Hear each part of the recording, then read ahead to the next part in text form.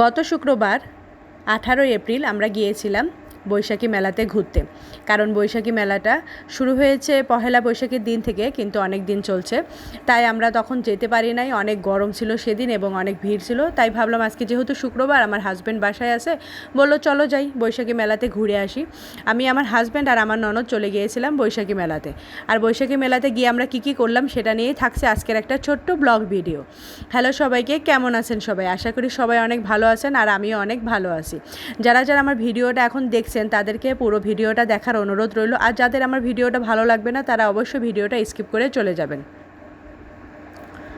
আর আমরা এই তো চলে এসেছি বৈশাখী মেলাতে আসার পরে মেলার সামনে এই ফুলগুলো দেখে আমার এত ভালো লাগলো। আমি ফুলগুলো দাম জিজ্ঞেস করতেছিলাম। ফুলগুলো দেখেন কত রং বেরঙের ফুল। ফুল দেখলে কার না ভালো লাগে? ফুল দেখলেই মনটা অন্যরকম একটা প্রশান্তি মনের মধ্যে কাজ করে। তারপরে আমরা মেলার সামনে আগে একটু ঘোরাঘুরি করতেছিলাম, কারণ খোলা আকাশের নিচে গেলে মনটা এমনিতেই অনেক বেশি শান্ত, অনেক বেশি স্নিগ্ধতা কাজ করে নিজের মধ্যে। তারপরে কি আর করা, মেলাতে এসেছি, মেলার ভেতরে তো ঢুকতেই হবে। এই তো মেলার ভিতরে আমরা ঢুকে পড়েছি। আর আমি ট্রেনের এখানে ছবি তুলতেছিলাম, আর হঠাৎ করে ট্রেনটা চালু হয়ে গেল, আর আমি ট্রেনের সামনের মুখটা দেখে ভয়ই পেয়েছিলাম। তারপরে আমরা দোলনা দেখতেছিলাম। আমি আমার ননদকে বলতেছিলাম, কী রে, দোলনাতে উঠবি নাকি? যেহেতু ও একটু ছোটোই, তাই ওকে জিজ্ঞেস করলাম উঠবি নাকি, ওকে যেহেতু ঘুরাইতে নিয়ে গেছি। আর এই তো চলে এসেছি মেয়েদের সবচেয়ে দুর্বল পয়েন্ট, চুড়িমালা। কার না পছন্দ না? চুড়ি, মালা, পিতা, এগুলো তো মেয়েদের সব থেকে দুর্বল একটা জিনিস। মেলাতে গেলে মেয়েরা যে এই জিনিসগুলো না কিনলেও দেখবে না, এটা মনে হয় এমন কোনো মেয়ে আমার মনে হয় নাই। আর মেয়েদের তো এগুলো দেখতেই হবে, কিনি আর না কিনি, আমি কিন্তু এগুলো দেখতেছিলাম। আমি কিন্তু কোনোটাই একটা জিনিসও কিনি নাই সেদিন। তারপরে আমি আর আমার হাজব্যান্ড একটু শ্যুট করতেছিলাম, যেহেতু ভিডিও টিডিও করি, তাই জন্য একটু একটা রিলস ভিডিও বানিয়ে নিচ্ছিলাম। আর এদিকে দেখলাম যে সাংস্কৃতিক অনুষ্ঠান হচ্ছিল, ভালোই হচ্ছিল অনুষ্ঠানটা, একটু আমরা কিছুক্ষণ সেখানে দেখলাম।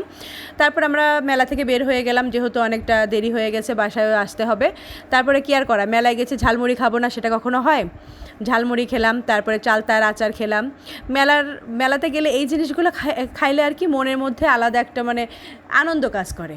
ছোটোবেলার কথাগুলো মনে পড়ে যায়। ছোটোবেলাতে যেমন আমরা মেলাতে গেলে এগুলো খাইতাম, আর এগুলো খাওয়া দিয়ে নাকি আমার হাজব্যান্ডের হবে না, সে নাকি চটপটি ফুচকা খাইতে তার অনেক ইচ্ছা হয়েছে, কিন্তু সে কিন্তু খায়নি।